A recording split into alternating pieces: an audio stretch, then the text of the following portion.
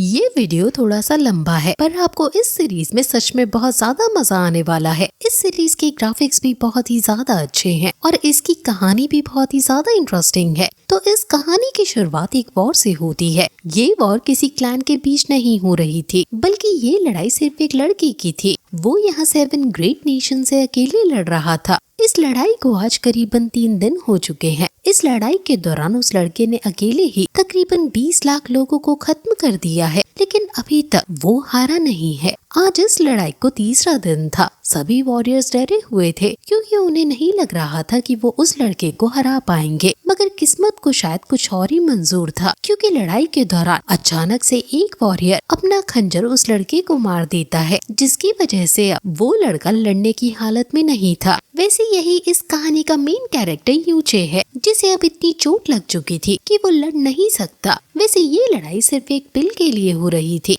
इस पिल को heavenly poisonous Perl कहा जाता है। ये पल यूनचे को उसके मास्टर ने दी थी, जो कि उसके ग्रैंडफादर थे, पर उन्हें इन लोगों ने मार दिया। साथ ही यूनचे जिस लड़की से प्यार करता था उसे भी इन लोगों ने नहीं छोड़ा। अभी ये लोग यूनचे पर हमला करने वाले थे, मगर इतने में ही यूनचे अपनी एनर्जी को रिलीज करता है। लेकिन अब यूनचे और लड़ने की हालत में नहीं था। वो जानता था कि वो अगर ऐसे ही लड़ता रहा तो वो हेवनली पॉइजनस पर्ल को प्रोटेक्ट नहीं कर पाएगा। साथ ही यहाँ और भी लोग आते जा रहे थे। ये देखते हुए यूचे वहाँ उस पहाड़ से नीचे खाई में कूदने का फैसला करता है। यहाँ कूदते वक्त उसने हेवनली पॉइजनस पर्ल को खा लिया था, जिससे वो किसी को ना मिले। अभी एक सेकंड के लिए यूचे को लगता है कि वो अब नहीं बचेगा, लेकिन इतने में ही उसके गले में एक आर्टिफैक्ट एक्टिवेट हो जाता है और अचानक से उसकी सोल को वहाँ से टेलीपोर्ट कर देता है। अब जब यूचे की आँख खुलती है तो वो किसी अनजानी जगह पर था। वैसे यूचे अभी इस जगह को पहचान नहीं पा रहा था, लेकिन तभी वो अपने सामने एक लड़की को देखता है। हमें जानने को मिलता है कि ये लड़की असल में यूचे की आंटी है और उसका नाम लिंजी है। यहाँ अभी यूचे को कुछ भी समझ नहीं आता, क्योंकि उसने उस लड़की को कभी देखा तक नहीं था। पर तभी लिंजी बताती है कि आज यूचे की शादी होने वाली है, लेकिन सुबह खाना खाते हुए वो अचानक से बेहोश हो गया, जिस वजह से वो सभी उसकी चिंता कर रहे थे। यूचे हैरान था। वो तुरंत उठकर बैठ जाता है, लेकिन तभी अचानक से उसे अपने सोल सी के अंदर वो सारी मेमोरीज दिखना चालू होती हैं, जो कि अभी उसकी करंट बॉडी की हैं। असल में यूचे किसी और की बॉडी में आ चुका है, क्योंकि जिस टाइम यूचे की डेथ हुई थी तब इस वाली बॉडी की भी डेथ हुई थी। वैसे यूचे को पता लगा था कि उसके पास अभी भी हेवनली पॉइजनस पर्ल की पावर्स हैं। उसे जानने को मिलता है कि इस लाइफ में उसके पेरेंट्स नहीं है, उसे उसके ग्रैंडफादर ने ही पाला है, उन्होंने ही उसका ख्याल रखा है। लेकिन बचपन में ही यूचे की मिस्टिक वेन्स डिस्ट्रॉय हो गई थी। असल में मिस्टिक वेन्स एक प्रॉपर्टी होती है जिसके थ्रू कल्टीवेटर्स कल्टीवेशन कर पाते हैं। मिस्टिक वेन्स के डिस्ट्रॉय होने से अब यूचे कल्टीवेशन नहीं कर सकता।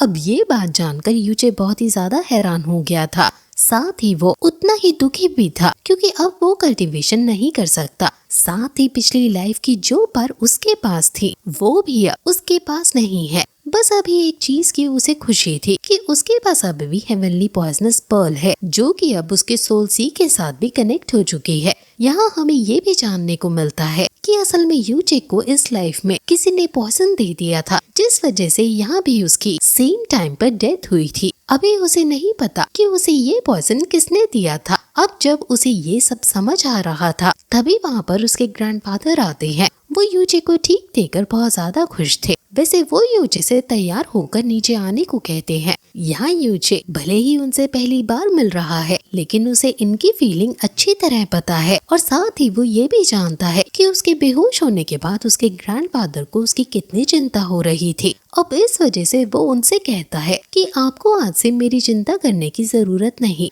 मैं जानता हूँ कि आपने बचपन से मेरा कितना ख्याल रखा है, लेकिन अब मेरी बारी है, अब से मैं आपका ख्याल रखूंगा। ये बात सुनकर यूचे के ग्रैंडफादर तो बहुत ही ज्यादा हैरान हो गए थे, क्योंकि यूचे का बर्था पहले जैसा था। उसके हिसाब से वो 180 डिग्री में बात कर रहा है। वो कह रहे थे कि फाइनली तुम बड़े हो ही गए। वैसे इसके बाद वो लिंजी से यूचे को तैयार करने को कहकर वहाँ से चले गए थे। यहाँ लिंजी उसे तैयार करते हुए कहती है कि अब तो तुम्हारी शादी भी होने वाली है, उसके बाद तो तुम हमें भूल ही जाओगे। लेकिन इस पर यूचे कहता है कि चिंता मत कीजिए, मैं आप दोनों को कभी नहीं भूलने वाला, और वैसे भी मैं कहीं और जा थोड़ी ना रहा हूँ। वैसे अब यहाँ से सीन चेंज होता है। हम देखते हैं कि अब वो लोग वहाँ से निकलने लगे थे। यहाँ पर अभी बहुत सारे सोल्जर्स भी थे क्योंकि यूचे के ग्रैंडफादर इस स्मॉल जियाओ सेक्ट के 3rd ग्रेट एल्डर हैं। यहाँ अभी बहुत सारे लोग थे। तभी यूचे को एक घोस्ट दिखता है। अब उसे उसी पर बैठकर जाना था, लेकिन अब वो उस पर बैठता है तो नीचे गिर जाता है।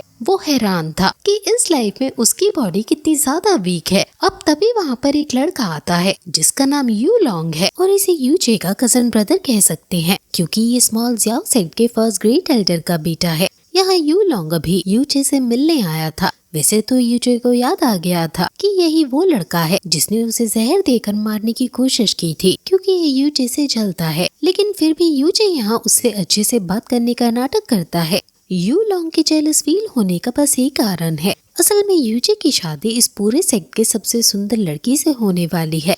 वैसे अब जब ये लोग यहाँ से निकल जाते हैं तब यू लॉन्ग अपने साथी पर गुस्सा करता है क्योंकि उसके साथी ने ही यूचे को जहर दिया था और ये जहर इतना बेकार था कि यूचे को मार नहीं पाया। वैसे इसके बाद यहाँ से सीन चेंज होता है। हम देखते हैं कि यूचे और बाकी सभी अब सिटी से होते हुए जा रहे थे। यहाँ सभी यूचे को देखकर हैरान थे। लड़के सोच रहे थे कि आखिर इस बेवकूफ से लड़के की शादी किंग यू के साथ कैसे हो सकती है, पर अभी बाकी लड़कियां सोच रही थी कि यूचे कितना हैंडसम है। अब हमें जानने को मिलता है कि क्विंग यू जिससे यूचे की शादी हो रही है, असल में यूचे के ग्रैंडफादर ने उसकी जान बचाई थी। इसी वजह से क्विंग यू इस चीज का एहसान चुकाने के लिए यूचे से शादी कर रही है। तभी हम देखते हैं कि अचानक से इनके सामने एक एलिफेंट बीस्ट आ जाता है जो कि उस सिटी के एक बहुत ही अमीर आदमी का पेट है। वो अमीर आदमी भी नहीं चाहता था कि यूचे की शादी क्विंग यू के साथ हो। इसी वजह से वो शादी में रुकावट खड़ी करने के लिए अपने पेट को यहाँ लेकर आया है। अब सभी लोग उस जायंट एलिफेंट से डर रहे थे, पर यहाँ यूचे सबसे आगे खड़े होते हुए अभी बिल्कुल नहीं डरा था। अब यूचे अकेला ही आगे बढ़ता है और अपने घोड़े की आंखों के सामने एक रुमाल रख देता है जिसे वो घोड़ा उस बीस्ट को देखकर डरे ना। यहाँ पासा बिल्कुल उल्टा पड़ गया था क्योंकि जब वो आदमी अपने एलिफेंट बीस्ट को यूचे की तरफ भेजता है तो वो एलिफेंट ही यूचे से डरते हुए पीछे आने लगा था। असल में उस एलिफेंट को यूचे के अंदर वही हमारा पुराना यूचे दिखाई दे रहा है, लेकिन अपनी बेइज्जती होते दे वो आदमी अपने पेट को मारते हुए आगे बढ़ने को कहता है, जिसके बाद वो एलिफेंट सीधा यूचे पर हमला करने लगा था। अब यूचे भी पूरी तरह तैयार था। उसने अपने हेवनली पॉइजनस पर्ल की एनर्जी को एक्टिवेट भी कर लिया था और अब हमें हेवनली पॉइजनस पर्ल की असली पार्ट देखने को मिलने ही वाली थी। लेकिन इतने में वहाँ एक दूसरा लड़का आ जाता है जिसने उस एलिफेंट बीस्ट को बड़े ही आराम से रोक लिया था। इस लड़के का नाम युआन बाओ है। असल में ये क्विंग यू का भाई है और अभी ये यूचे को लेने आया था क्योंकि यूचे और बाकी सभी ऑलरेडी बहुत लेट हो चुके हैं। अब युआन बाओ यूचे और उस घोड़े को अपने हाथ पर उठाकर ले जाता है। अब अगले सीन में हम देखते हैं कि यूचे और क्विंग यू की शादी हो चुकी है और आज इनकी पहली नाइट थी। अब यूचे कमरे में जाता है तो यहाँ पर आकर उसके सामने क्विंग यू दिखती है। वो एक दूसरे से पहली बार मिल रहे हैं। अब यूचे आगे बढ़कर क्विंग यू को टच करने ही वाला था, पर तभी क्विंग यू तुरंत ही अपनी पार से उसके हाथ को जमा देती है क्योंकि उसके पास आइस एलिमेंट की पास है। यूचे ये देखकर समझ चुका था कि क्विंग यू लेवल 10 पर है। साथ ही हमें ये जानने को मिलता है कि क्विंग यू असल में आइस क्लाउड इमॉर्टल पैलेस की एक डिसाइपल बनने वाली है। अभी क्विंग यू तो ये देखकर शॉक थी कि यूचे को आखिर इतनी ज्यादा चीजें कैसे पता, क्योंकि उसने तो यूचे के बारे में सुना था कि वो कुछ करता धरता नहीं है, बल्कि वो एक बहुत आलसी लड़का है और आवारागर्दी करता है। अब यूचे फिर क्विंग यू के पास आते हुए कह रहा था कि तुम्हें और भी कई चीजें नहीं पता, क्या तुम जानना चाहोगे? पर क्विंग यू फिर से उसे दूर कर देती है और यूचे को भी डर लग रहा था क्योंकि क्विंग यू सच में ताकतवर है। क्विंग यू उससे कहती है कि वो आइस क्लाउड इमॉर्टल पैलेस की डिसाइपल है, इस वजह से उसे फिजिकल रिलेशनशिप बनाने की परमिशन नहीं है। ये बात सुनकर यूचे हैरान था। वो कहता है कि इसका मतलब हम हमेशा ऐसे ही रहेंगे। इस पर क्विंग यू कहती है कि हमेशा नहीं, क्योंकि वो 1 महीने बाद यहाँ से आइस क्लाउड इमॉर्टल पैलेस जाने वाली है और फिर वो लौट कर भी नहीं आएगी। अब यूचे ये बात सुनकर बहुत ही ज्यादा हैरान हो गया था, पर हिसाब से अभी 1 महीने का समय बहुत है क्विंग यू को अपने प्यार में डालने के लिए। वैसे अभी तो यूचे को वहाँ से बाहर जाना था क्योंकि उसे यहाँ पर बोर बोर सा लग रहा था। अब जब वो बाहर आता है तो अचानक से आसमान से एक स्टार वहाँ उसके सामने वाली पहाड़ी पर गिर जाता है। यहाँ यूजे के पास कोई काम धंधा तो था नहीं, इस वजह से वो तुरंत ही उस तरफ निकल पड़ता है देखने के लिए कि आखिर वो क्या चीज है। वैसे इस तरह अभी क्विंग्यू के पास आइस क्लाउड इमॉर्टल पैलेस से एक मास्टर आती है जो कि उसे यहाँ से ले जाने के लिए आई थी, पर क्विंग्यू उसे मना करते हुए कहती है कि उसने अभी अभी शादी की है, इस वजह से वो 1 महीने तक यहाँ से नहीं जा सकती, क्योंकि ऐसा करने से यूचे के ग्रैंडफादर को बहुत बुरा लगेगा। इसलिए अब वो 1 महीने का टाइम मांगती है, जिस पर उसकी मास्टर उसे हाँ करके वहाँ से चली जाती है। अब अगले सीन में हम यूचे को देखते हैं जो उस पहाड़ी पर आता है और उसे वहाँ बहुत सारी ऐसी मेडिसिन मिलती हैं जो कि बहुत रेयर हैं। नॉर्मली शायद किसी को इनके बारे में पता नहीं, इस वजह से इन्हें कोई लेकर नहीं गया। वैसे अब तभी उसे सामने एक लड़की दिखती है। असल में वो जो टूटा तारा था वो यही थी। अब इसकी बॉडी से कुछ ब्लैक फ्लेम्स निकल रही थी। यूचे उसके पास आता है और हमें जानने को मिलता है कि इसका नाम जास्मीन है। अभी यूचे जब उसकी तरफ हाथ बढ़ाता है तो अचानक से यूचे की हेवनली पावर एक्टिवेट हो जाती है और उस ब्लैक कॉरा को खींचने लगती है। और अब कुछ ही देर में इससे वो लड़की ठीक हो गई थी। वो जैसे ही होश में आती है तो उसे पता चल जाता है कि यूचे के पास हेवनली पॉइजनस पर्ल है। ये बात पता चलते ही वो बहुत ही ज्यादा शॉक थी, पर अब वो तुरंत ही यूचे के हाथ पर बाइट करती है और खून पीने लगती है। अब अचानक से जैस्मिन सीधा ही यूचे के सोल सी के अंदर आ गई थी। यहाँ यूचे को समझ नहीं आ रहा था कि वो उसके सोल सी में कैसे आ गई, लेकिन अब तभी वहाँ पर लिंसी आ जाती है। वो थोड़ा अकेला फील कर रही थी, इसलिए वो यहाँ ऐसे ही आई थी। पर अब वो यूचे को यहाँ देखती है तो उससे पूछती है कि तुम यहाँ क्या कर रहे हो, जिस पर यूचे कहता है कि कुछ नहीं,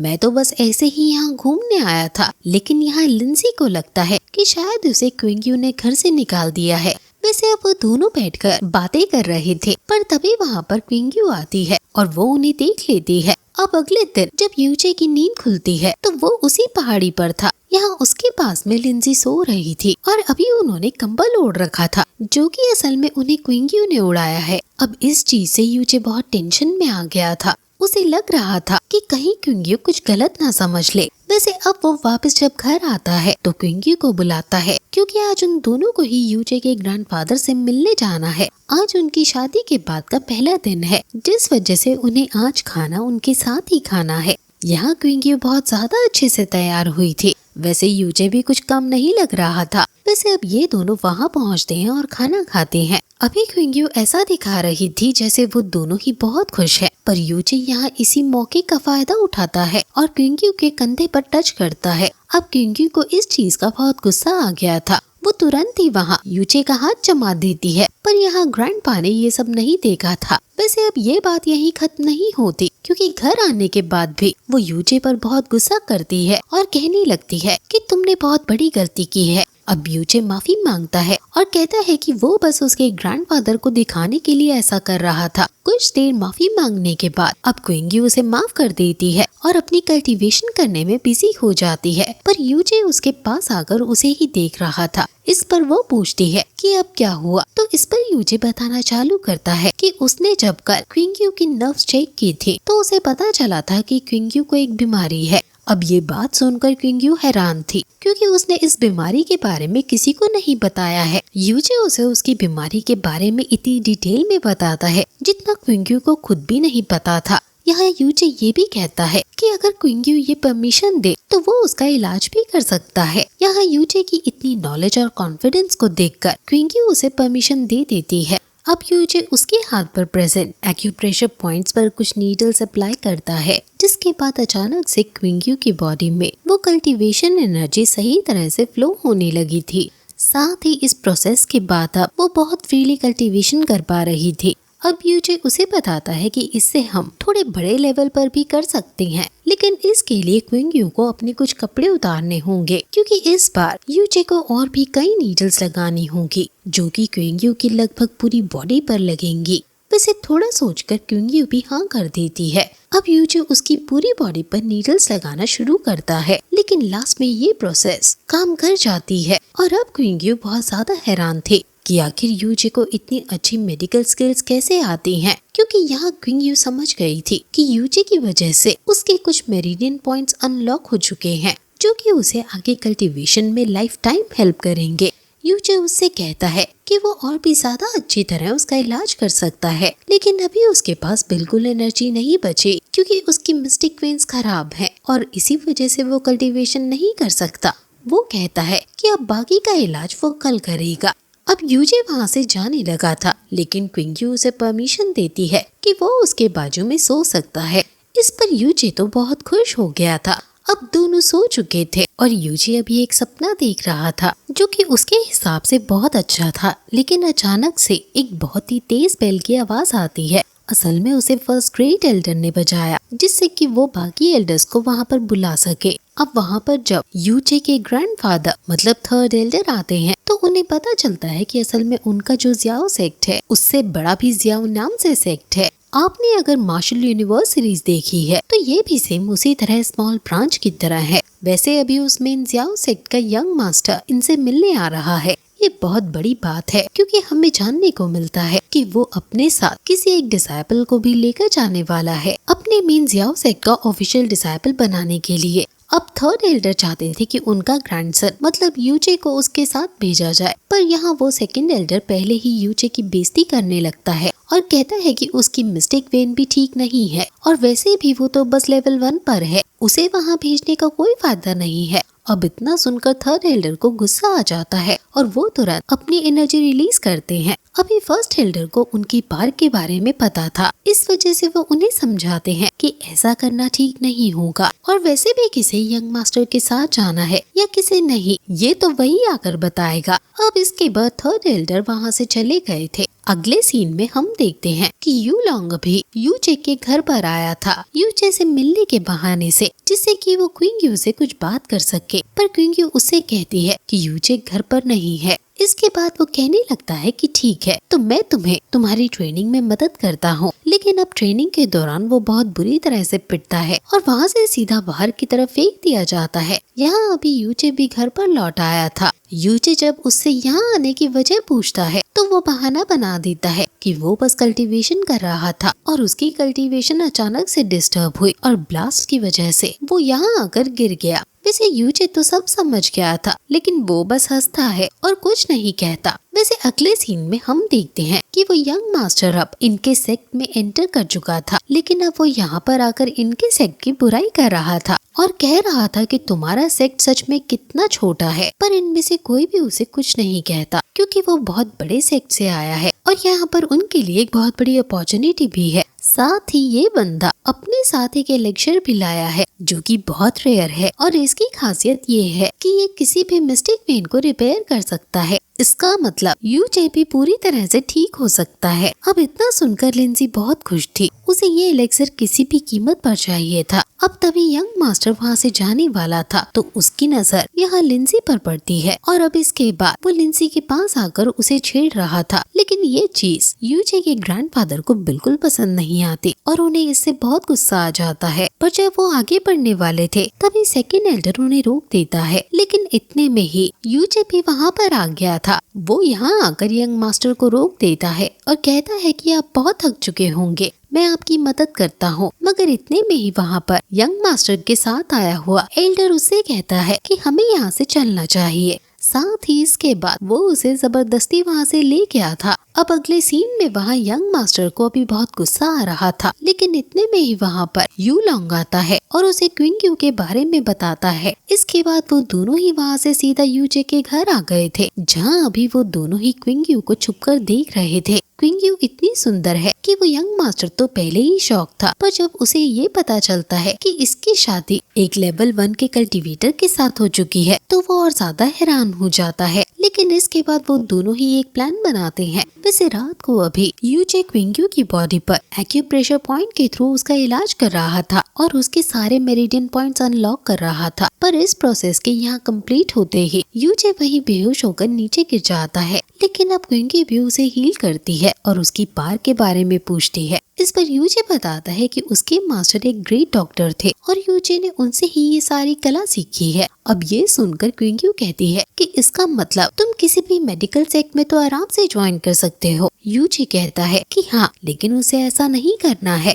अब उसी रात हम देखते हैं कि अभी लिंजी उसी इन्वेंट्री की तरफ बढ़ रही थी जहाँ पर वो एलिक्सर रखा हुआ है। शायद उसे वो यूजी के लिए चाहिए था, लेकिन अब यहाँ से सीन चेंज होता है और अगले दिन हम देखते हैं कि वहाँ मेन हॉल में वो यंग मास्टर सभी से कहता है कि वो एलिक्सर वो खुद उसे देगा जिसे उसकी सबसे ज्यादा जरूरत है। अब वहाँ पर फर्स्ट एल्डर घुटनों के बल आते हुए उसे बताते हैं कि वो एलिक्सर ऑलरेडी चोरी हो चुका है। इस बात को सुनकर अभी सब हैरान थे, साथ ही यहाँ यंग मास्टर भी थोड़ा हैरान लग रहा था। वो कहता है कि चिंता की बात नहीं है, हम उसका पता लगा सकते हैं। इसके बाद अब वो अपने असासिन को भेजता है क्योंकि उसका असासिन उस एलिक्सर की स्मेल से उसका पता लगा सकता है। यहाँ उस असासिन ने बहुत ही जल्द उस एलिक्सर का पता लगा लिया था। यहाँ पर आकर वो बताता है कि ये उसे उस कमरे से मिला जिस कमरे में लिंजी रहती है। अब इतना सुनकर सभी शॉक हो गए थे और यहाँ लिंजी खुद भी शॉक थी क्योंकि असल में उसने ये चोरी नहीं की है। अब जो फर्स्ट एल्डर थे वो यहाँ यंग मास्टर से माफी मांगने लगते हैं। वो कहते हैं कि उसे माफ कर दीजिए, उसने शायद ये चोरी यूजे के लिए ही की होगी। वैसे यहाँ लिंजी कह रही थी कि उसने चोरी नहीं की, लेकिन वहाँ फर्स्ट एल्डर फिर भी उसे बस यही कह रहे थे कि अगर उसने ऐसा किया भी होगा तो बस यूजे के लिए ही किया होगा। अब उनकी बातों से लग रहा था जैसे कि उन्हें पूरा भरोसा है कि ये चोरी लिंजी ने ही की है। अब वो यंग मास्टर कहने लगता है कि इस चीज की सजा तो मिलनी ही चाहिए, भले ही लिंजी ने ऐसा किसी के लिए भी क्यों ना किया हो। वो कहता है कि इसकी सजा हम इसे ज़ियाओसेक ले जाकर ही देंगे। असल में ये सब उसकी और यूलोंग की चाल है। वैसे अब जब वो इतना कह रहा था तभी अचानक से यूचे खड़ा होता है और कहने लगता है कि बेशक आप इसे ले जा सकते हो, पर उससे पहले मेरे कुछ क्वेश्चंस रहेंगे। अब पहला क्वेश्चन तो वो फर्स्ट एल्डर से पूछता है। वो कहता है कि आखिर आपने इतनी कीमती चीज इस तरह से नॉर्मल एलिमेंट्री के अंदर क्यों रखी। उसकी बात सुनकर सभी लोग हैरान थे क्योंकि यूचे सीधा सीधा फर्स्ट एल्डर पर ही इल्जाम लगा रहा था, पर फर्स्ट एल्डर इसका जवाब देते हुए कहते हैं कि उसे लगा नहीं था कि उनके सेक्ट में कोई चोर छुपा होगा। इसके बाद यूचे सामने आते हुए पूछने लगता है कि चलो मैं आपकी ये बात मान लेता हूँ, लेकिन हम इसकी स्मेल से भी तो पता लगा सकते हैं कि इसे सच में लिंजी ने चोरी किया भी है या नहीं। असल में सेक्ट में हर कल्टीवेटर लगभग अलग अलग तरह की कल्टीवेशन करता है, इस वजह से उस बॉक्स पर अलग अलग स्मेल हो सकते हैं। अभी यहाँ उस बॉक्स को यूचे को नहीं दिया जा सकता था, इस वजह से किसी और को ही उसकी स्मेल चेक करनी होगी। अब तभी यंग मास्टर अपने पर कुल्हाड़ी मारते हुए कहता है कि मैं उसे स्मेल कर कर बताऊंगा। तो अब जैसे ही यंग मास्टर उसे लेता है तो यूचे बताता है कि अगर इसमें से हल्की स्वीट खुशबू आ रही है तो इसका मतलब इसे हमारे सेक्ट में से ही किसी ने चुराया है। अब यंग मास्टर स्मेल करके बताता है कि हाँ, इसमें से वैसे ही सेम खुशबू आ रही है जैसी तुमने बताई। अब इतना सुनते ही यूचे बात पलट देता है और कहता है कि असली चोर पकड़ा गया, मैंने आपको झूठ बताया। असल में ऐसा हो ही नहीं सकता क्योंकि हमारे यहाँ की मेडिसिन अलग तरह की है। यहाँ इस बात से यंग मास्टर को गुस्सा आ गया था और अब उसका साथी तुरंत ही हमला करने लगता है। ये आदमी असासिन लेवल पर है, इस वजह से वो बहुत ताकतवर है और ये पक्का है कि यूचे उससे लड़ नहीं सकता। इस वजह से यहाँ यूचे के ग्रैंडफादर सामने आकर उस असासिन को दूर फेंक देते हैं। अब एक दूसरा असासिन और आता है लड़ने के लिए, लेकिन वो भी हार रहा था। ये देखते हुए ज़ियाओसेक का वो एल्डर जो उस यंग मास्टर के साथ आए थे वो कहते हैं कि हमें लड़ाई नहीं करनी चाहिए और शांति से बात कर लेनी चाहिए। अब यूचे के ग्रैंडफादर बताते हैं कि मैं इस सेक्ट का थर्ड एल्डर हूँ, मैंने कभी किसी से झूठ नहीं बोला, मैं सच कह रहा हूँ कि चोरी लिंजी ने ही की है।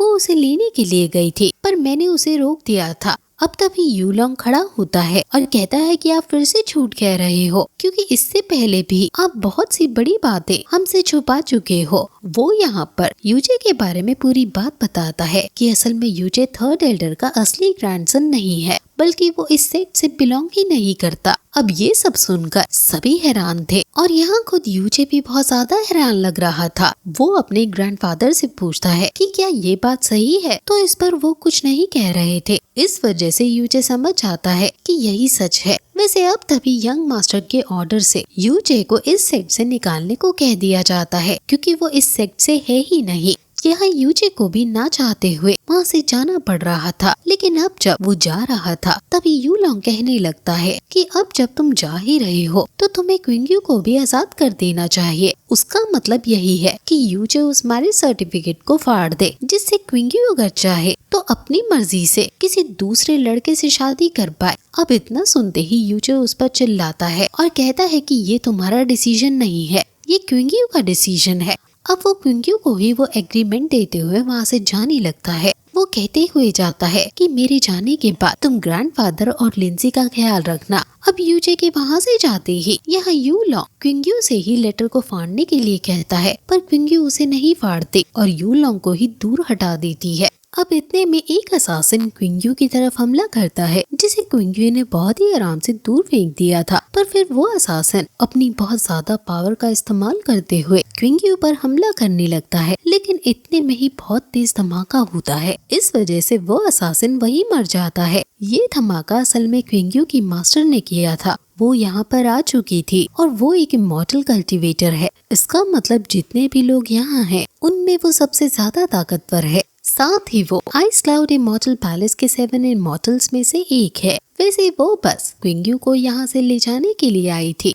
अब जब वो क्विंग्यू को ले जा रही थी तभी क्विंग्यू पीछे मुड़कर देखती है, क्योंकि वो जानती थी कि उसके यहाँ से जाने के बाद यूजे के ग्रैंडफादर और लिंजी को ये लोग परेशान करेंगे। वैसे उसे चिंता में देखकर उसकी मास्टर रुकती है और कहती है कि अगर लिंजी ने सच में चोरी की है तो उसे इसी सेक्ट में सजा देनी चाहिए ना कि किसी और दूसरे सेक्ट ले जाकर। अब यहाँ उनकी बात पर कोई भी डिसएग्री नहीं कर सकता था, इसलिए यहाँ यंग मास्टर को तो इस पर बहुत ज्यादा गुस्सा आता है। अब अगले सीन में हम यूजे को देखते हैं, जो कि उदास बैठा था। वो सोच रहा था कि उसके साथ इस लाइफ में भी वैसे ही सब हो रहा है जो उसके साथ पहले हुआ था। वैसे अभी वो जब उदास था तभी अचानक से उसके हाथ में से एक लाइट निकलती है और एक पिल सामने आती है, जिसे खाते ही वो अचानक से इनविजिबल हो चुका था। ये पिल उसी हर्ब से बनी थी जो यूजे को वहाँ पहाड़ी से मिली थी। अब इसके बाद सीन चेंज होता है और हम यूलोंग को देखते हैं, जो कि इस वक्त सो रहा था और क्विंग्यू के बारे में ही सोच रहा था। अब तभी यूजे वहाँ इनविजिबल होकर आ जाता है और यूलोंग को चाकू मार देता है। इसे यूलोंग चीखता है और उसकी आवाज सुनकर उसका फादर वहाँ पर आता है। अब जैसे ही वो यूलोंग को देखता है तो बहुत हैरान हो जाता है, लेकिन इतने में ही वहाँ दूसरी तरफ यूजे ने वहाँ के ट्रेजर पेविलियन में आग लगा दी थी। अब उसे समझ नहीं आ रहा था कि वो क्या करे, इसलिए वो 2 गार्ड्स को वहीं यूलोंग के पास छोड़कर ट्रेजर पेविलियन की तरफ चले जाते हैं। लेकिन अब इतने में ही यूजे अपने पॉइजन से इन दोनों गार्ड्स को खत्म करते हुए यूलोंग को भी खत्म कर देता है और इसके बाद यूजे वहाँ से सीधा यहाँ स्मॉल जियाओ सेक्ट के पीछे वाले माउंटेन पर आ गया था, क्योंकि यही उसके ग्रैंडफादर और लिंजी को एक केव में बंद रहने की सजा मिली है। उन्हें यहाँ 15 साल के लिए रखा जाएगा। यहाँ आकर यूजे उन दोनों से मिलता है तो उसके ग्रैंडफादर उसे माफी मांगते हुए कहते हैं कि मुझे माफ कर दो, मैंने तुमसे ये बात इतने सालों तक छुपा कर रखी। वैसे यूजे तो उनसे बिल्कुल गुस्सा नहीं था, बल्कि वो उन्हें थैंक यू बोलता है, क्योंकि ये जानते हुए भी उन्होंने अब तक उसका ख्याल रखा। वैसे यहाँ पर ग्रैंडफादर उसे बताते हैं कि उसके गले में जो लॉकेट है वो असल में उसके पेरेंट्स का है। उसके पेरेंट्स बहुत महान कल्टीवेटर्स थे। उसके पास एक हेवनली ट्रेजर था जिसे पाने के लिए कई लोग उनके दुश्मन बने। अब उन्हें कहीं जाना था, इस वजह से उन्होंने यूजे को थर्ड एल्डर के बेटे के पास छोड़ दिया। लेकिन जिसने भी यूजे के पेरेंट्स पर हमला किया था उसने ही थर्ड एल्डर के बेटे को भी मार दिया। इसके बाद थर्ड एल्डर ने डिसाइड किया कि वो यूजे का ख्याल रखेंगे और तभी से लेकर आज तक यूजे उनके साथ है। यूजे इस बात से खुश था। वैसे अभी तक ये कंफर्म नहीं है कि यूजे के पेरेंट्स मारे जा चुके हैं, क्योंकि वो जब यहाँ से गए थे तभी वो साथ थे और फिर इनकी कोई खबर नहीं मिली कि वो जिंदा है भी या नहीं। इन्हें बस ये पता है कि उन पर हमला हुआ था। यूजे कहता है कि मैं स्ट्रॉन्ग बनूंगा और उन्हें ढूंढ कर रहूंगा। अब यूजे वहाँ से चला गया था। अगले सीन में हम क्विंग्यू को देखते हैं, जो कि अपने मास्टर के साथ खड़ी थी। वो अभी आइस क्लाउड इमॉर्टल पैलेस की तरफ निकलने वाले हैं।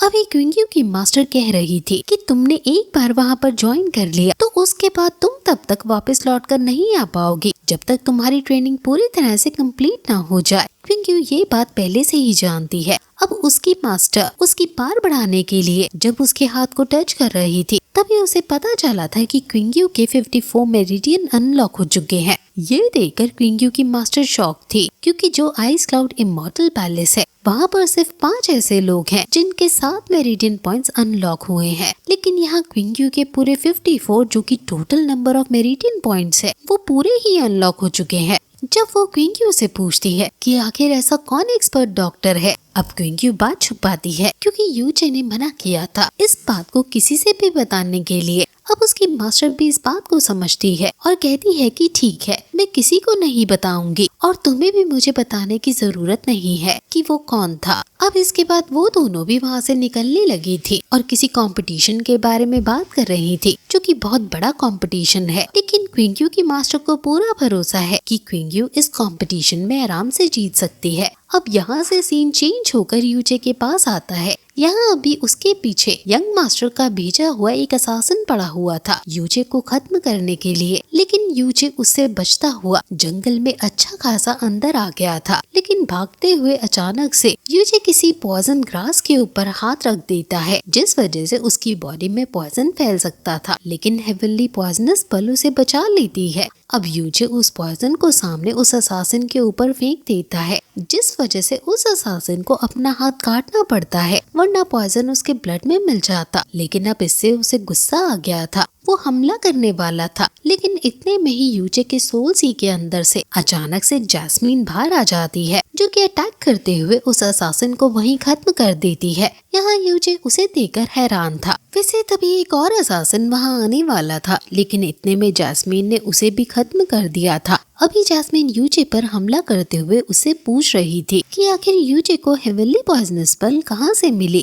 यूचे कहता है कि मुझे नहीं पता। वैसे यूचे कहता है कि तुम मुझे खत्म नहीं कर सकती क्योंकि तुम अब मुझ पर डिपेंडेंट हो। बिना हेवनली पॉइजनस बल के तुम जिंदा नहीं रह सकती और मेरे बिना हेवनली पॉइजनस बल की एनर्जी तुम्हें नहीं मिलेगी। साथ ही यूचे कह रहा था कि मैं तुम्हें प्रोटेक्ट भी कर सकता हूँ। अब ये सुनकर जैस्मीन हंसने लगती है और कहती है कि तुम्हारी मिस्टिक वेन्स ऑलरेडी खराब हैं और तुम खुद लेवल 1 पर हो, तुम मुझे कभी प्रोटेक्ट नहीं कर सकते। इस पर यूचे कहता है कि मैं मिस्टिक वेन्स ठीक करूंगा और ताकतवर बनूंगा। अब जैस्मीन कहती है कि ठीक है, मैं तुम्हारी मदद करने को तैयार हूँ, बस इसके लिए मेरी 3 कंडीशंस है। पहली कंडीशन में वो कई तरह की चीजों का नाम बताती है जो कि इस पूरे सेट में उन्हें मिल ही नहीं सकती क्योंकि ये सब दूसरे कॉन्टिनेंट की चीजें हैं। यूचे सोच रहा था कि वो इतनी चीजें लाएगा कहाँ से, पर फिर भी उसे ये शर्त माननी पड़ती है क्योंकि जैस्मीन ने कहा है कि इसके बाद वो यूचे को बहुत स्ट्रॉन्ग बना देगी, प्लस वो उसकी मिस्टेक वेन्स को भी रिकवर कर सकती है।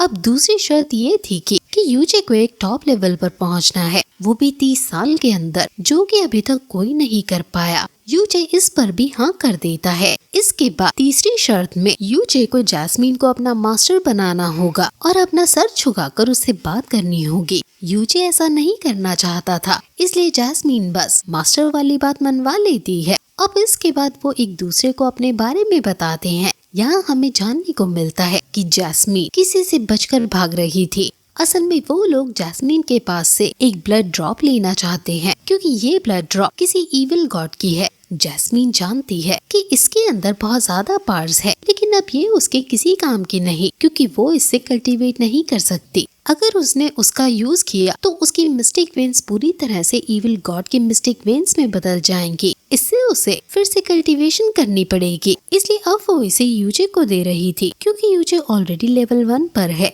और उसकी मिस्टिक वेन्स पहले से ही खराब है। अब यूजे तो तुरंत ही मान जाता है, पर वो पूछता है कि क्या सच में ये इविल गॉड की ब्लड ड्रॉप असली है। तो इतने में ही जैस्मीन उस ब्लड ड्रॉप को यूजे को खिला देती है। अब यूचे की बॉडी से अचानक से एनर्जी निकलने लगी थी और उसे बहुत ज्यादा दर्द हो रहा था। अब कुछ देर तक ऐसा ही चलता है। यूं जैसे वो दर्द सहन नहीं हो रहा था, लेकिन वो किसी तरह से उसे सहता रहता है क्योंकि इससे उसकी मिस्टेक वेन्स ठीक हो सकती हैं। अब कुछ देर में ही ये प्रोसेस पूरी हो चुकी थी। यूचे पूरी तरह से सही हो गया था और उसकी मिस्टेक वेन्स भी ठीक हो चुकी थी। पर अब जब वो उठता है तो उसे अपने सोल सी के अंदर एक ट्री दिखाई देता है जहाँ पर उसे 7 स्टार दिखते हैं। जब वो जैस्मीन से इस बारे में पूछता है तो जैस्मीन बताती है कि ये 7 स्टार असल में कल्टीवेशन की एनर्जी को एब्जॉर्ब करने के काम करते हैं। जब यूचे अपने लेवल पर ब्रेक थ्रू करना स्टार्ट करेगा तो धीरे धीरे उसका पहला स्टार कंप्लीट हो जाएगा। साथ ही इविल गॉड की मिस्टिक वेन की वजह से यूचे की कल्टीवेशन पहले से ज्यादा तेज होगी। इस वजह से वो अपनी ट्रू स्ट्रेंथ को रिवील करते हुए अपनी एनर्जी रिलीज करता है। इसकी वजह से वो तीनों ही वहाँ से दूर फेंक गए थे और साथ ही यहाँ यूचे भी अब विजिबल हो गया था। पर किसी तरह से बचते हुए वो तुरंत उस गुफा में अंदर की तरफ भागता है। मगर जैस्मीन ये नहीं चाहती थी, पर फिर भी उसे यूचे के साथ जाना ही पड़ता है। अब अंदर आने पर वो देखते हैं कि वहाँ बहुत सारी फायर हर्ब उगी हैं। ये बहुत ही रेयर होती हैं। वैसे असल में ये बस उस ड्रैगन का खाना है, पर अब ये ना जानते हुए यूचे उन सभी को लेने लगता है और अंदर से जो एनर्जी निकलती है वो धीरे धीरे कम हो रही थी क्योंकि यूचे उन्हें अपनी स्टोरेज में रखते जा रहा था। इसलिए इस चीज का वहाँ उस ड्रैगन को भी पता चल जाता है। वो समझ जाता है कि उसकी गुफा में कोई है। इससे उसे और ज्यादा गुस्सा आता है और वो फिर से उन तीनों पर हमला करने लगा था। अब यहाँ गुफा के अंदर जैस्मीन यूचे से कह रही थी कि तुम्हें जो करना है जल्दी करो क्योंकि हमें यहाँ से जल्दी निकलना होगा। वो बताती है कि शायद अब तक तो उस ड्रैगन को इस चीज के बारे में पता भी चल चुका होगा।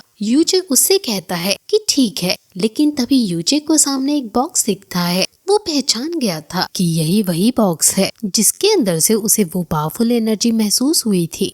अब यूचे उसके पास जाता है और उसे ओपन करता है। वो देखता है कि उसके अंदर एक पिल रखी हुई है और अब वो पिल अचानक से यूचे की बॉडी के साथ कनेक्ट भी होने लगी थी। यूचे इस चीज से थोड़ा हैरान था। वो जानता था कि ये पिल उसे ही बुला रही थी। अब जैसे इस बात का पता वहाँ बाहर उस ड्रैगन को चलता है तो वो और ज्यादा गुस्से में आकर अपनी पूरी पावर रिलीज कर उन तीनों को मारने लगता है क्योंकि पहले उसे उन तीनों को ही यहाँ से भगाना था। अब वो तीनों डर गए थे और वहाँ से भागने लगे थे। इसलिए वो ड्रैगन उन्हें वहीं छोड़कर सीधा अपनी गुफा के अंदर आ जाता है। यहाँ वो यूचे और जैस्मिन को देखता है। अभी वो उनसे कह रहा था कि तुम्हारी हिम्मत की तो दाद देनी पड़ेगी। मेरी गुफा के अंदर आकर मेरे ट्रेजर को मुझसे चुराने के लिए बहुत हिम्मत चाहिए। इस पर यूचे कहता है कि ऐसा कुछ भी नहीं है। हमें यहाँ से एक एनर्जी महसूस हुई थी जो हमें यहीं बुला रही थी, लेकिन यहाँ उस ड्रैगन को यूचे पर बिल्कुल भी भरोसा नहीं था और वैसे भी वो ड्रैगन जानता था कि यूचे बहुत कमजोर है। इसलिए वो तुरंत ही यूचे के ऊपर हमला करता है।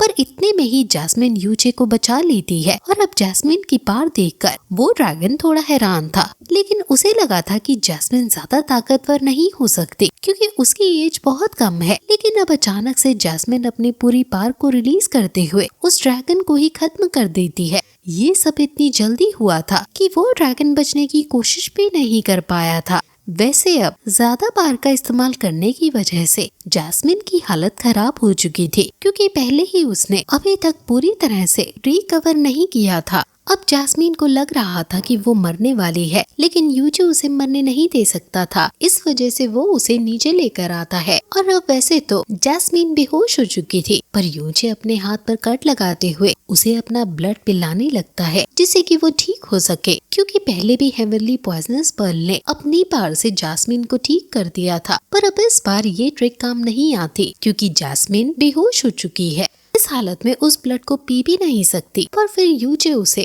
अपने मुंह के थ्रू वो ब्लड पिलाता है। इसके बाद अगले दिन हम देखते हैं कि जैस्मिन को होश आ चुका था। वो हैरान थी कि आखिर यूचे ने उसकी जान क्यों बचाई। अब तभी यूचे भी होश में आ जाता है, जो कि ज्यादा ब्लड पिलाने की वजह से खुद बेहोश हो गया था। अब यूचे उसे जिंदा देखकर बहुत ही ज्यादा खुश था। अब जैस्मिन यूचे से उसे बचाने की वजह पूछती है तो यूचे बताता है कि अब जैस्मिन उसकी मास्टर है और उसने यूचे की हेल्प भी तो की है। वैसे इस पर जैस्मिन कहने लगती है कि उसने कई लोगों को मारा है और यूचे को उसके बारे में अभी कुछ नहीं पता, लेकिन यूचे के हिसाब से उसने कुछ गलत नहीं किया है। वो कहता है कि उसे उस पर पूरा भरोसा है कि जैस्मिन ने किसी अच्छे इंसान को नहीं मारा होगा। वैसे इसके बाद अब टॉपिक चेंज करते हुए जैस्मिन यूचे से उसके पर्ल के बारे में पूछती है, जो कि उन्हें अभी भी उस ड्रैगन के उस बॉक्स से मिली थी। अब यूचे उस पर्ल को दिखाता है, जिसके बाद जैस्मिन उसे पहचानते हुए कहती है कि ये 5 एलिमेंट्स में से एक एलिमेंट की पिल है। असल में यूचे को इसकी एनर्जी इसलिए महसूस हो रही थी क्योंकि ऐसे 5 एलिमेंट की पिल्स को इविल गॉड ने ही बनाया था, पर उसने इन्हें धरती पर अलग अलग जगह भेज दिया था। ये उनमें से ही एक है और ये यहाँ सबसे नजदीक वाली पिल थी। यूचे कि इसका मैं क्या करूँ, तो इस पर जैस्मिन उसके मुंह में इस पिल को भी डाल देती है। अब यूचे के अंदर अचानक से फायर एलिमेंट की पार फैलने लगी थी और पिछली बार की तरह उसे इस बार भी बहुत ही ज्यादा दर्द का सामना करना पड़ता है, लेकिन अंत में उसके पास फायर एलिमेंट की पार आ चुकी थी। अब उसे आग से डरने की जरूरत नहीं है, बल्कि अब वो आग को कंट्रोल भी कर सकता है। वैसे इसके बाद यूचे उस ड्रैगन की बॉडी को अपने पास रख लेता है और वो लोग अपने आगे के सफर के लिए निकल पड़ते हैं। अभी यहाँ से बहुत पास एक तियानजुआन नाम की सिटी है। वो दोनों अब वहीं आ गए थे। यहाँ यूचे अभी एक शॉप पर आया था जहाँ कल्टीवेशन रिलेटेड या फिर रेयर ट्रेजर को खरीदा या बेचा जाता है। यहाँ आते हुए यूचे ने अपना भेस बदल लिया था। वो किसी ओल्ड मास्टर की तरह लग रहा था। अब उस शॉप का जो ओनर है वो यूचे के पास आता है और पूछता है कि वो यहाँ पर किस लिए आया है। यूचे बताता है कि उसे असल में कुछ सेल करना है। वो उस शॉप के ओनर के सामने बहुत सारी फायर ग्रास रख देता है। ये फायर ग्रास देखकर शॉप ओनर बहुत ही ज्यादा हैरान था। वो कहता है कि इसके लिए तो मैं आपको पूरे 300 पर्पल कॉइन दे सकता हूँ। ये सुनकर जैस्मिन यूचे से कहती है कि ये तो बहुत कम है, लेकिन यूचे बताता है कि नहीं, ये बहुत ही ज्यादा है क्योंकि उनके यहाँ की करेंसी अलग अलग कलर्स के कॉइन में डिवाइडेड है। डील अच्छी थी, इसलिए यूचे हाँ कर देता है। इसके बाद यूचे उस ड्रैगन की स्पिरिट पिल को भी सामने रख देता है, जिसे देखकर वो आदमी और ज्यादा हैरान था। जैस्मिन उसे मना करती है कि इसे सेल करना बेवकूफी होगी, पर यूचे कहता है कि उसे बस इसकी कीमत जाननी है। अब वो आदमी माफी मांगते हुए कहता है कि वो इसे नहीं खरीद सकता क्योंकि उनकी सिटी में किसी भी शॉप के पास इतना पैसा ही नहीं होगा कि वो एक फ्लेम ड्रैगन की स्पिरिट पिल को खरीद सके।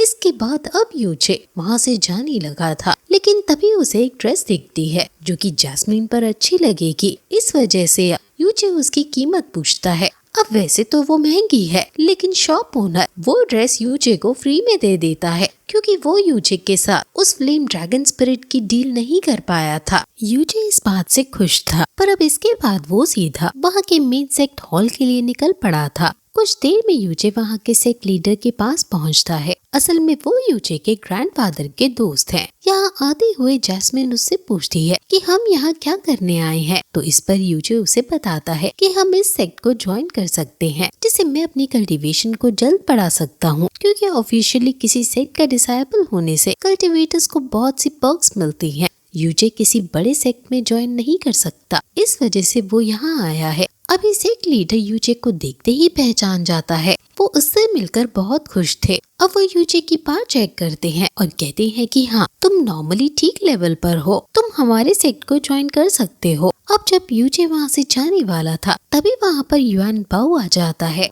वो अभी यूचे को यहाँ देखकर बहुत ही ज्यादा खुश था। वो बताता है कि वो इसी सेक्ट में रहता है, इसलिए अब वो यूचे को वहाँ से लेकर जाता है अपनी दोस्त और बाकी जगह दिखाने। अब जब वो बाहर आते हैं तो उन्हें 2 डिसाइपल ट्रेनिंग करते हुए दिखते हैं। वो दोनों ही बहुत स्ट्रॉन्ग है। यहाँ उस लड़की का नाम मिस लान है और लड़के का नाम मोरोंग है। अब यूचे तो मिस लान को देखकर बहुत हैरान था क्योंकि वो बहुत सुंदर है, लेकिन अब जब जैसे ही ट्रेनिंग खत्म होती है तो युआन बाओ दोनों को यूचे से इंट्रोड्यूस कराता है। वो बताता है कि यूचे उसके ब्रदर इन लॉ है। अब इस बात से मिस लान हैरान थी क्योंकि यूचे की एज इतनी ज्यादा नहीं लगती। वैसे जब वो दोनों वहाँ से चली जाती हैं, तो यहाँ यूचे युआन बाओ पर बहुत गुस्सा करता है और कहता है कि तुम्हें ये बात सभी को बताने की जरूरत नहीं है। वैसे आज एक खास दिन है क्योंकि हर साल आज के ही दिन कई सारे सेक्ट यहाँ एक मीटिंग के लिए आते हैं। वो लोग साथ में खाना पीना करते हैं, जिस बीच डिसाइपल एक दूसरे को चैलेंज कर अपनी पार भी दिखा सकते हैं। अब मीटिंग स्टार्ट होती है और यूचे भी अभी वही युआन बाओ के साथ बैठा हुआ था।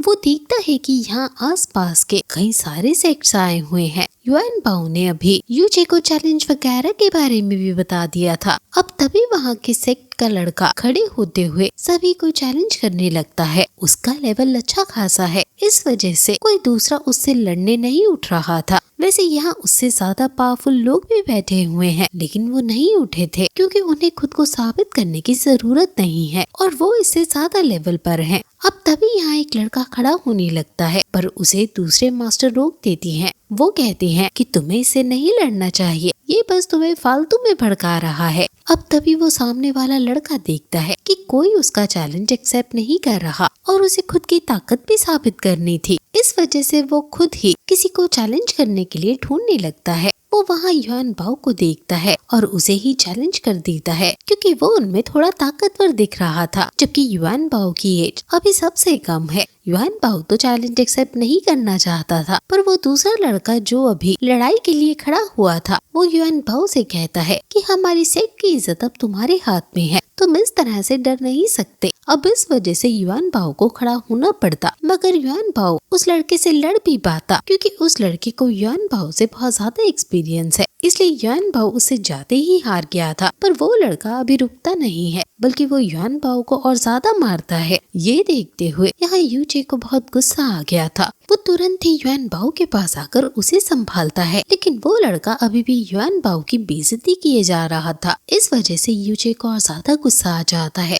वो पहले मिस लैंड से युआन बाओ को ले जाने के लिए कहता है और इसके बाद वो सामने उस लड़की को चैलेंज करता है। अभी वो लड़का कह रहा था कि तुम बहुत कमजोर हो, मैं तुम जैसे से लड़ना नहीं चाहता। इस पर यूचे कहता है कि शायद तुम हार से डर रहे हो। अब इससे उस लड़के को थोड़ा गुस्सा आ जाता है और वो कहने लगता है कि ठीक है, तो तुम्हें एक मौका देता हूँ, तुम 3 बार अटैक करो। अगर तुम्हारा एक भी अटैक मुझे टच हो जाता है तो मैं हार मान लूंगा। इस पर यूचे कहता है कि ठीक है। वैसे अभी जैस्मिन यूचे से कह रही थी कि तुमने फालतू में इससे पंगा लिया, हमें इससे लड़ने की जरूरत नहीं थी। इस पर यूचे कहता है कि नहीं, इसने युआन बाओ को चोट पहुंचाई है, मुझे इसे सबक तो सिखाना ही होगा। अब इसके बाद यूचे बहुत ही तेज स्पीड के साथ आगे बढ़ता है और उस लड़की को जोर से थप्पड़ मारते हुए दूर फेंक देता है। सभी लोग हैरान थे, साथ ही उस लड़के का जो मास्टर था वो भी हैरान था। वैसे उस लड़के ने अभी हार नहीं मानी थी। वो खड़ा होता है और कहने लगता है कि अभी तो मेरा ध्यान नहीं था,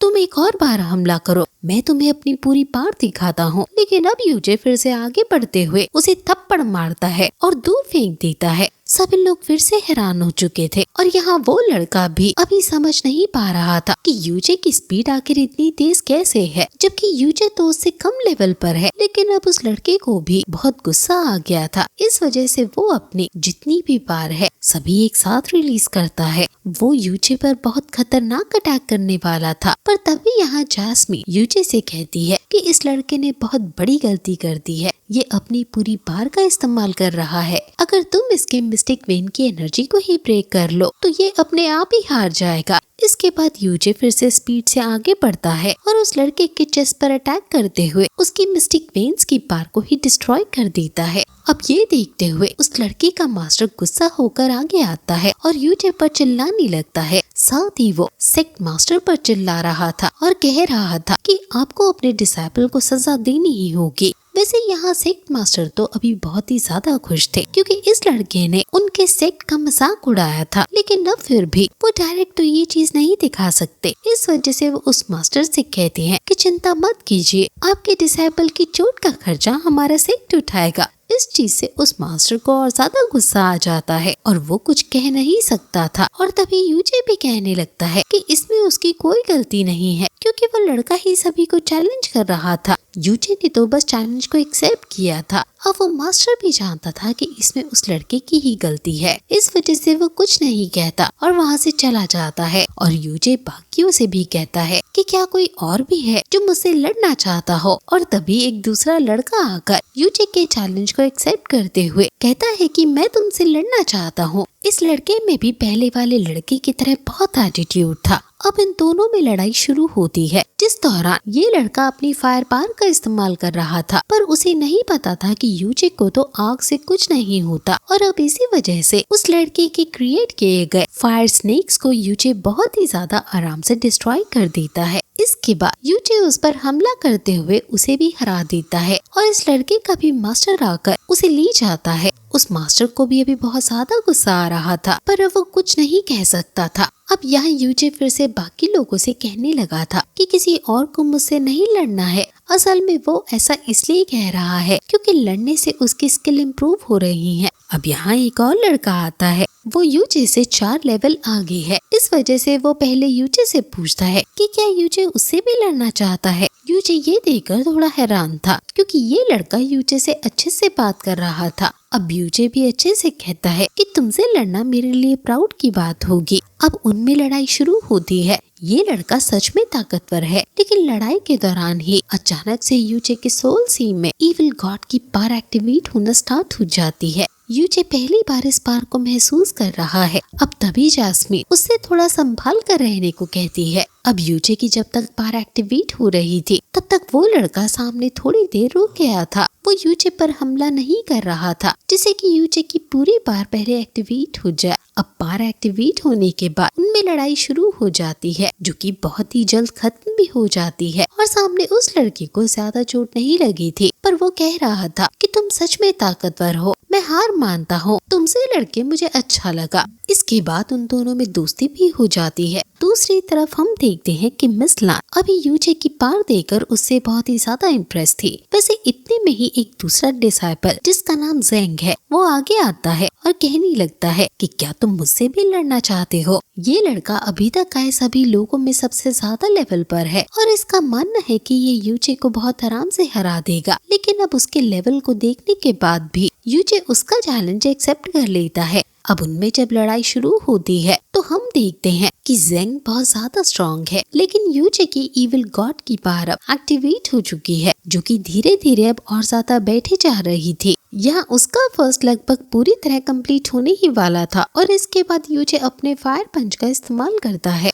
उसके फायर पंच इतना ज्यादा ताकतवर था कि जेंग की बॉडी में आग लग चुकी थी और वो नीचे गिर गया था। तभी उसके मास्टर वहाँ आते हैं और यूचे उनसे कहता है कि इसे जल्द से जल्द ले जाया जाए वरना ये जिंदा नहीं बचेगा। साथ ही यूचे उन्हें कई सारी मेडिसिन के नाम भी बताता है जिससे जेंग पूरी तरह ठीक हो सकता है। वैसे अभी यूचे को भी हल्की सी चोट आई थी, इसलिए मिस लैन वहाँ आती है और यूचे को पट्टी लगा देती है। वैसे वो यहाँ कह रही थी कि क्या तुम अभी भी लड़ोगे। इस पर यूचे कहता है कि हाँ, जब तक मैं यहाँ के सारे वॉरियर्स को हरा नहीं देता या फिर वो खुद हार नहीं मान लेते तब तक मैं लड़ाई नहीं रोक सकता। अब इतना सुनते ही एक और बंदा वहाँ आगे आता है। ये असल में इनके नेबर सेट के लीडर का बेटा है, मतलब ये लू लॉन्ग सेट का यंग मास्टर है और इसका नाम जियाओ लू है। अब यहाँ यूचे ने उसके चैलेंज को भी एक्सेप्ट कर लिया था। तभी जैस्मीन उससे कहती है कि तुम बहुत बड़ी गलती कर रहे हो। अभी तक तुमने जितनों से भी फाइट की है उनमें से ये सबसे ज्यादा ताकतवर है और इविल गॉड की ज्यादा पावर इस्तेमाल करने की वजह से अब तुम्हारे पास ज्यादा एनर्जी नहीं बची है।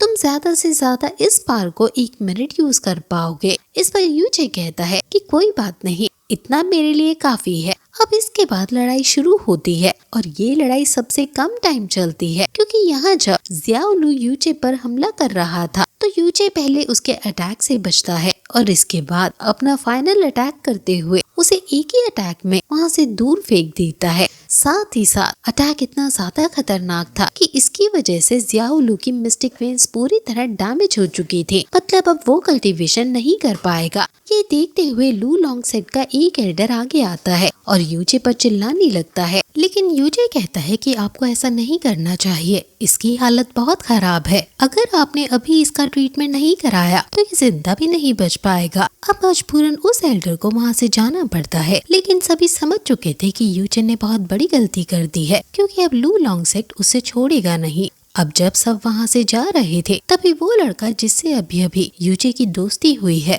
वो यूचे के पास आता है। इसका नाम ताई हैंग है। ये यहाँ आकर यूचे से कहता है कि तुमने थोड़ी सी गलती कर दी। उसका लू लॉन्ग सेट तुमसे बदला लेने जरूर आएगा, पर फिर भी अगर तुम्हें कभी मेरी मदद की जरूरत हो तो तुम मुझे बता सकते हो। और अब इतना कहकर वो वहाँ से चला गया था। जिसके बाद सेक्ट लीडर अकेले में यूजे से कहते हैं कि तुमने आज हमारे सेक्ट की इज्जत बढ़ा दी, तुमने उन सभी को हरा दिया, जबकि हमारा सेक्ट अभी तक उन सभी से कमजोर माना जाता है। पर अभी मुझे टेंशन है कि अब तुम्हारे ऊपर बहुत बड़ा खतरा आ सकता है, पर चिंता मत करो, हम तुम्हें प्रोटेक्ट करेंगे। वैसे अब वो उससे ये भी पूछते हैं कि तुम इतने पावरफुल हो, फिर हमारे सेक्ट में ज्वाइन क्यों हुए? तुम्हें तो कोई भी पावरफुल सेक्ट एक्सेप्ट कर सकता है। इस पर यूजे बताता है कि उसे बस एक सेक्ट की जरूरत थी जिससे कि वो जल्द से जल्द अर्थ मिस्टिक लेवल तक पहुंच सके। ये सुनकर सेक्ट लीडर बहुत ही ज्यादा हैरान हो गए थे। वो कहते हैं कि उन्हें अर्थ मिस्टिक लेवल तक पहुंचने में पूरे 28 साल लगे थे, तुम वहाँ 3 साल में नहीं पहुँच सकते।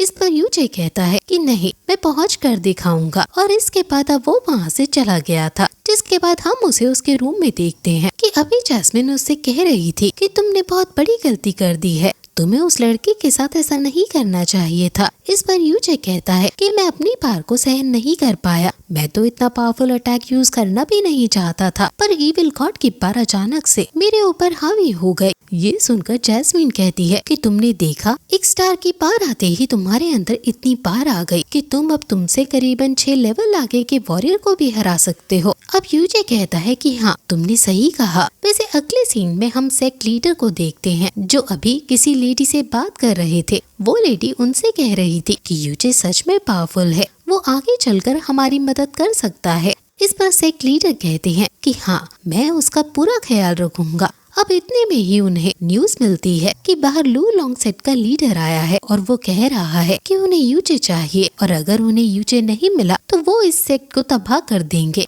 अब तभी सेक्ट लीडर वहाँ पर पहुँचते हैं और उन्हें साफ मना कर देते हैं, लेकिन ज़ियाओलू का फादर उन्हें बताता है कि ज़ियाओलू की शादी असल में ग्रेट सेक्ट के लीडर की बेटी के साथ होने वाली थी, लेकिन अब ज़ियाओलू को इतनी चोट लगी है कि इस चीज से ग्रेट एल्डर को भी गुस्सा हो सकता है। इसलिए अगर तुम यूजे को हमारे हवाले नहीं करते हो तो उनके गुस्से के लिए तैयार रहना। अब सेक्ट लीडर को भी समझ नहीं आ रहा था कि वो क्या करे, पर फिर वो उससे कहते हैं कि अभी हम यूजे को तुम्हारे साथ नहीं भेज सकते क्योंकि अभी वो हमारे सेक्ट का डिसाइपल है, और अगर ऐसे में तुम उसे कुछ भी करते हो तो इससे हमारे सेक्ट की बदनामी होगी। उनकी बात सही थी, इस वजह से ज़ियाओलू का फादर मान जाता है। सेक्ट लीडर कहते हैं कि हम किसी तरह से उसे इस सेक्ट से निकाल देंगे और तुम्हें बता देंगे। अब ज़ियाओलू का फादर उन्हें 10 दिन का टाइम देकर वहाँ से चला जाता है। वैसे सेक्ट लीडर ने डिसाइड कर लिया था कि अगर उन्हें यूजे को बचाने के लिए लू लॉन्ग सेक्ट से लड़ना भी पड़ा तो भी वो पीछे नहीं हटेंगे, पर अभी किसी ने उनकी ये सारी बात सुन ली थी। मगर इसके बाद हम यूजे को देखते हैं, वो अभी एक लो लेवल स्पिरिट पिल पर काम कर रहा था।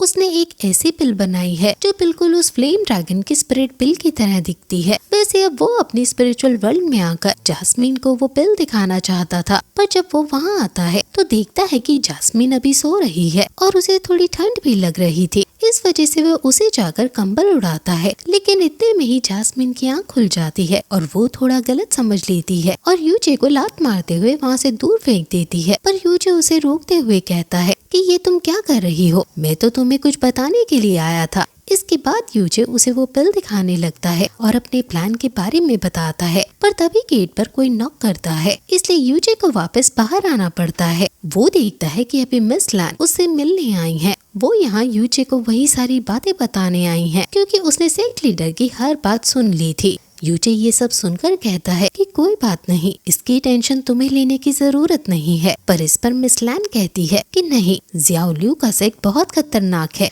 वो लोग तुम्हें नहीं छोड़ेंगे। अभी मिस लैन को यूजे की बहुत चिंता हो रही थी, पर तभी उसे एक आइडिया आता है। वो कहती है कि तुम मेरे साथ मेरी सिटी चल सकते हो। असल में वो कुछ ही दिन बाद यहाँ से वापस अपने घर जाने वाली है क्योंकि उसके फादर की थोड़ी तबीयत खराब है। वैसे अभी यूजे के पास पूरे 10 दिन का समय है, तो वो इतने दिन में कभी भी चुपचाप उसके साथ जा सकता है और किसी को भी इस चीज का पता नहीं चलेगा। इसलिए यूजे उसे हाँ कर देता है, पर वो पूछता है कि आखिर तुम मेरी मदद क्यों कर रही हो? जिस पर मिस लैन कहती है कि कुछ नहीं, बस मैं तुम्हारी सीनियर हूँ इसलिए तुम्हारी मदद कर रही हूँ। इसके बाद अब वो वहाँ से चली गई थी। उसके जाने के बाद जैस्मीन बाहर आती है और यूजे से पूछने लगती है कि मुझे तो कुछ गड़बड़ लग रही है, आखिर ये तुम्हारी मदद क्यों करेगी। तो इस पर यूजे कहता है कि चिंता की बात नहीं है, आखिर मैं हैंडसम ही इतना हूँ कि शायद वो मुझे प्रॉब्लम में नहीं देखना चाहती होगी। ये सुनकर जैस्मीन कहती है कि ऐसा सिर्फ तुम्हें लगता है।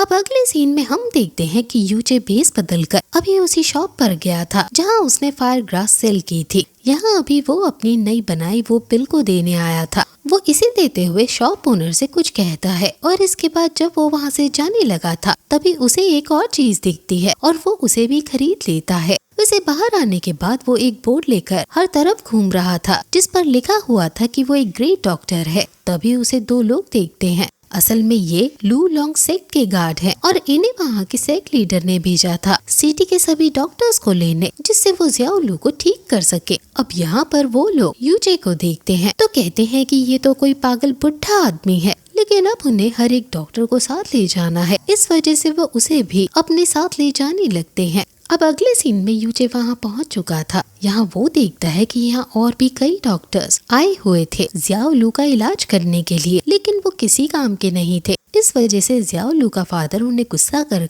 वहाँ से भगा रहा था। अब यूजे वहाँ पर पहुँचता है तो वो यूजे को देखकर उससे भी थोड़ी बदतमीजी से बात करता है और अपने गार्ड से कहता है कि ये तुम किस बेवकूफ को उठा लाए। उसे यूजे कोई अच्छा डॉक्टर नहीं लग रहा था, प्लस यूजे की हरकतें भी बेवकूफों वाली थी। वैसे तभी यूजे सामने एक डॉक्टर को देखता है जिसके हाथ में एक पिल थी जो कि वो अभी जियाओ लू के लिए लाया था। यूजे उस पिल की बुराई करते हुए कहता है कि ये पिल किसी काम की नहीं है, इसमें एनर्जी की बहुत कमी है, इससे जियाओ लू को कोई फायदा नहीं होने वाला। और इसके बाद अब वो उस डॉक्टर को देखते हुए उसे उसी की बीमारियां गिनाने लगता है। ये देखकर यहाँ से लीडर और बाकी सभी वो डॉक्टर भी यूजे से उसकी बीमारियों की दवाई पूछने लगता है, पर फिर उसे वहाँ से निकाल दिया जाता है क्योंकि वो किसी काम का नहीं था। वैसे अब यूजे यहाँ उसी मास्टर को देखता है जो कि जियाओ लू के साथ वहाँ उस लड़ाई के दौरान था। इस मास्टर को देखने के बाद यूजे उसकी भी बीमारियां उसे बताता है। वो कहता है कि तुम्हारी बॉडी पर सारे एक्यूप्रेशर पॉइंट्स लॉक हो चुके हैं, लगता है तुम्हें कल्टीवेशन करने में बहुत प्रॉब्लम होती होगी। और इसके बाद वो उसकी प्रॉब्लम को भी सॉल्व करता है। ये देखकर सभी हैरान थे। तभी वहाँ पर सेकंड एल्डर आते हुए कहने लगते हैं कि ये तो कोई महान डॉक्टर लगते हैं। अब वो सेक्ट लीडर यानी कि जियाओ लू के फादर से कहने लगा था कि हमें इन्हें भी एक मौका देना चाहिए। यहाँ जियाओ लू के फादर खुद भी यही चाहते थे। वो तुरंत ही हाँ करता है, जिसके बाद यूजे यहाँ जियाओ लू के पास आता है। ये लोग भी आगे बढ़ रहे थे लेकिन यूजे उन्हें बाहर निकाल देता है। अब वो बाहर इंतजार कर रहे थे। कुछ देर में यूजे बाहर आता है और बताता है कि उसने जियाओ लू का थोड़ा सा इलाज कर दिया है, लेकिन बाकी इलाज वो थोड़ा आराम करने के बाद करेगा। अब जब जियाओ लू के फादर वहाँ उसके पास आते हैं तो वो देखते हैं कि अभी जियाओ लू के चेहरे पर कुछ अजीब सी चीज लगी थी जिससे बहुत बदबू आ रही थी। ये देखकर उसे गुस्सा आ जाता है और वो कहता है कि मैं इस नकली डॉक्टर को छोड़ूंगा नहीं। लेकिन तभी सेकंड एल्डर आगे आते हुए कहते हैं कि आप इस बदबू में ये तो भूल ही गए कि यंग मास्टर को होश आ चुका है। अब ये चीज जैसे ही जियाओ लू का फादर नोटिस करता है तो वो हैरान हो जाता है। वो तुरंत ही कहता है कि उस डॉक्टर को जो भी मेडिसिन चाहिए उसे वो दो, हमें उस जैसा डॉक्टर कहीं नहीं मिल सकता। अब यहाँ इस तरफ यूजे तो मजे से खाना खा रहा था, उसे जो चाहिए वो एक बार कहने से मिल रहा था। अब तभी उसके सामने जैस्मीन आती है और पूछती है कि तुमने सच में जियाओ लू को होश में ला दिया, आखिर तुम्हें इतनी पावरफुल मेडिसिन बनाना कैसे आती है। इस पर यूजे उसे अपने पास्ट लाइफ के बारे में बताता है, लेकिन जैस्मिन कुछ भी समझ नहीं पा रही थी, इसलिए यूजे उससे कहता है कि कोई बात नहीं, तुम ये समझ लो कि मुझे ये पहले से ही आता था। वैसे अब इसके बाद वो वापस से वहाँ जियाओ लू को देखने के लिए जाता है। उसे जानने को मिलता है कि जियाओ लू पहले से ठीक हो गया है, लेकिन अब यूजे हैरान होने का वहाँ से जाने का नाटक करने लगता है। वो कहता है कि तुमने जियाओ लू को बिना मुझसे पूछे कुछ खिलाया है। इस पर उसका फादर हाँ करता है, पर फिर यूजे वहाँ से जाने लगता है और कहता है कि तुमने मेरी परमिशन नहीं ली, इसका मतलब तुम्हें अब मेरी कोई जरूरत नहीं है। अब इस चीज से जियाओ लू का फादर बहुत ज्यादा चिंता में आ गया था। वो तुरंत ही माफी मांगता है और कहता है कि अब की बार से हमसे ऐसी गलती नहीं होगी, लेकिन इस बार हमें माफ कर दीजिए। अब यूजे कहता है कि अब इस बार मैं तुम्हें माफ कर देता हूँ क्योंकि जियाओ लू मुझे अपने ग्रैंडसन की तरह लगने लगा है। यूजे उन्हें एक नकली बनाई हुई स्टोरी सुनाता है। वो कहता है कि उसका भी जियाओलू की तरह एक ग्रैंडसन था, पर उसे भी इसी तरह की कोई बीमारी थी, लेकिन तब मुझे इस बारे में नहीं पता था कि इसका इलाज क्या है। इस वजह से मैं उसे ठीक नहीं कर पाया और वो मारा गया। ये सुनकर जियाओलू के फादर कहने लगते हैं कि जियाओलू भी आपके ग्रैंडसन की तरह है। जिसके बाद जियाओलू भी वहाँ से यूचे को ग्रैंडपा कहकर बुलाता है और अब यूचे भी ड्रामा करते हुए उसके पास आ जाता है और अब वो छुपकर अपनी एनर्जी का इस्तेमाल जियाओलू पर करता है, जिसकी वजह से यहाँ जियाओलू की भी बॉडी में बहुत पेन हो रहा था और फिर वो चीखने भी लगा था, लेकिन अब यूचे ही उसका इलाज करता है। जिसके बाद जियाओलू की बॉडी भी मूव करने लगी थी, जबकि पहले वो हिल नहीं पा रहा था। ये देखकर जियाओलू का फादर और बाकी सभी बहुत ज्यादा हैरान हो चुके थे। यूचे उनसे कहता है कि मुझे अभी इसका आगे भी इलाज करना है, लेकिन मुझे कुछ मेडिसिन की जरूरत है। इस पर जियाओलू का फादर बताता है कि हमारे ट्रेजर पवेलियन के अंदर बहुत सारे मेडिसिन रखी हुई है। जिसके बाद वो यूचे को वहाँ पर जाने की परमिशन दे देता है और यहाँ उसके साथ सेकेंड एल्डर को भी भेजता है। अब वहाँ पर आने के बाद यूचे अलग अलग तरह की मेडिसिन देखता है। वहाँ पर कई तरह की स्मेल थी, लेकिन फिर भी यूचे बताता जा रहा था कि किस बॉक्स में कौन सी मेडिसिन रखी हुई है और उसे कौन सी चाहिए। अब जब सभी मेडिसिन मिल जाती हैं, तो वो वहाँ से लौटने वाले थे, लेकिन इतने में ही यूचे को एक तलवार दिखती है। सेकेंड एल्डर बताता है कि ये तलवार बहुत ही ज्यादा रेयर है, ऐसी दुनिया में सिर्फ एक ही तलवार है और इसके अंदर मिस्टिक टाइगर स्पिरिट की एनर्जी है। साथ ही यूचे यहाँ पर कुछ गन्स और बॉम्ब्स को भी देखता है। यूचे को नहीं पता था कि ये क्या है, लेकिन फिर सेकेंड एल्डर उसे उनके बारे में बताता है। अब कुछ दिन इसी तरह बीत जाते हैं। हम देखते हैं कि जियाओलू पहले से ज्यादा ठीक हो चुका था और अब वो चलने भी लगा था। वो यहाँ यूचे के पास आकर उससे कहता है कि मुझे अपनी पूरी एनर्जी वापस चाहिए, जिससे मैं फिर से स्ट्रॉन्ग बन सकूं और उस लड़के को सबक सिखा सकूं जिसने मेरा ये हाल किया है। अब इस पर यूचे कहता है कि हाँ, तुम बहुत जल्द स्ट्रॉन्ग बन सकते हो, लेकिन उसके लिए हमें ड्रैगन स्पिरिट पिल चाहिए होगी। पर अब इतना सुनकर जियाओलू का फादर कहने लगता है कि ये पॉसिबल नहीं है, क्योंकि ड्रैगन स्पिरिट पिल्स हमारे यहाँ मिलना नामुमकिन है। पर अब यूचे उससे कहता है कि ऐसा नहीं है, मैं एक जगह जानता हूँ जहाँ तुम्हें वो पिल मिल सकती है। अब यूचे उस जगह का नाम बताता है और इसके बाद हम देखते हैं कि अब जियाओलू भी वापस से आराम करने चला गया था और जियाओलू का फादर और वो सेकेंड एल्डर भी उसी जगह की तरफ जाने लगे थे, जिसका पता यूचे ने उन्हें दिया है। मगर अब तभी यूचे उनसे कहता है कि मुझे अभी कुछ और मेडिसिन भी चाहिए। पर इस पर जियाओलू का फादर कहता है कि अभी तो हम ड्रैगन स्पिरिट पिल लेने जा रहे हैं, लेकिन अब वो यूचे को ही चाबी दे देता है और कहता है कि आप खुद ही वो मेडिसिन ले लेना। और इसके बाद जियाओलू का फादर और वो सेकेंड एल्डर वहाँ से चले गए थे। अभी यहाँ और कोई भी नहीं था, सिर्फ जियाओलू था जो कि सो रहा था और यूचे था। अब यूचे तुरंत ही वहाँ ट्रेजर पेविलियन के अंदर आ जाता है और हर एक चीज को अपने पास रख लेता है और इसके बाद वो बाहर आता है और जियाओलू को उठाकर कहता है कि मैं तुम्हें एक बात बताना चाहता हूँ। साथ ही यहाँ पर वो अपना रूप एकदम से बदलता है, जिसकी वजह से जियाओलू बहुत डर चुका था। अब अगले सीन में हम जियाओलू के फादर और उस सेकेंड एल्डर को देखते हैं, जो कि उस शॉप पर पहुंच चुके थे और यहाँ उन्हें वो पिल भी मिल गई थी। असल में यूचे ने उस शॉप ओनर को वो पिल देते हुए कहा था कि मेरा एक आदमी यहाँ आएगा और इस पिल को तुमसे मांगेगा, तो तुम उसे ये पिल दे देना। अभी शॉप ओनर को भी नहीं पता कि ये पिल नकली है। यूचे ने ये पिल इसलिए बनाई थी क्योंकि वो इस चीज की पहले से प्लानिंग कर रहा था। अब जब जियाओलू का फादर वापस अपने पैलेस में लौटता है तो उसे यही लग रहा था कि वो पिल असली है, लेकिन अब जब जियाओलू के पास आकर वो देखता है कि जियाओलू की हालत बहुत खराब है। साथ ही एक गार्ड वहाँ पर आकर बताता है कि ट्रेजर पेविलियन के अंदर से सारा ट्रेजर भी गायब हो चुका है। ये सुनकर वो बहुत ही ज्यादा हैरान था। साथ ही उसके हाथ से वो पिल नीचे गिर जाती है और टूट जाती है, जबकि ड्रैगन पिल असल में नहीं टूट सकती। वो समझ जाता है कि ये सब यूचे की ही चाल थी, वो असल में कोई और ही था। साथ ही इस बात से उसे इतना बड़ा झटका लगा था कि इससे वो वहीं गिरकर बेहोश हो गया था। यहाँ बाहर हम देखते हैं कि यूचे अभी उस पैलेस को छोड़कर जा रहा था, लेकिन तभी बाहर उसे वो दूसरा मास्टर मिलता है। वो पूछता है कि आप कहाँ जा रहे हो, तो इस पर यूचे उससे कहता है कि अभी मैंने जियाओलू का इलाज किया है, इसलिए मैं बस थोड़ा टहलने जा रहा हूँ। अब वो मास्टर उसे जाने देता है, लेकिन तभी उस मास्टर को एक मैसेज आता है। वो समझ जाता है कि यूचे ने जरूर कुछ गड़बड़ की है और इसी वजह से वो भाग रहा है। अब वो तुरंत ही यूचे पर हमला करना शुरू कर देता है, पर तभी यूचे एक बॉम्ब ब्लास्ट करता है, जिसके बाद पार्ट 1 यहीं पर एंड होता है। पर इसका नेक्स्ट पार्ट भी अपलोड हो चुका है, आप यहाँ एंड स्क्रीन पर क्लिक करके उसे देख सकते हो।